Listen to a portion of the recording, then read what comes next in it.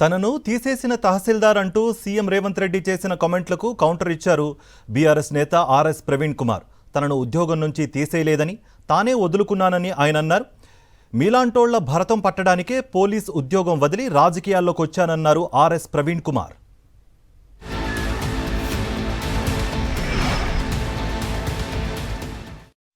మా చర్యల్ని ప్రజలు కానీ కోర్టు కానీ ఎవరు తప్పుపట్టలే.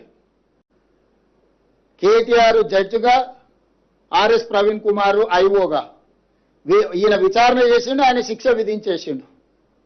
అసలు ఏం సిగ్గు కూడా పడారంటే అసలు ఇంత సిగ్గు తప్పిపోయింది వీళ్ళని అంటే నాకు అర్థమే అవుతలేదు.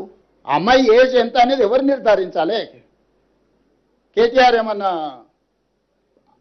సర్టిఫికెట్ ఇచ్చి అథారిటీనా? ఆర్ఎస్ ప్రవీణ్ కుమార్ ఏమన్నా ఐఓనా? ఒక్కటే కేటీఆర్కు బండి సంజయ్కి ఏదో పంచాయతీ ఉంది, ఆ పంచాయతీని పిల్లల మీద పెట్టి కేటీఆర్ తీర్చుకోవాలనుకుంటే ఆర్ఎస్ ప్రవీణ్ ఉద్యోగం పోయింది కాబట్టి ఉద్యోగం లేక గాలికి తిరుగుతా నేనే విచారణ అధికారిని అని ఆయన ఇంకా భ్రమలలో ఉన్నట్టున్నాడు. ఆయన తీసేసిన తహసీల్దార్, ఆయనకి ఇది అర్థమైతే లేదు. ఇక ప్రవీణ్ కుమార్కు ఆయన ఉద్యోగం పైన తహసీల్దార్ అంటున్నారు. నా ఉద్యోగం పోలేదు రేవంత్ రెడ్డి గారు, నేనే ఉద్యోగం వదులుకున్నా.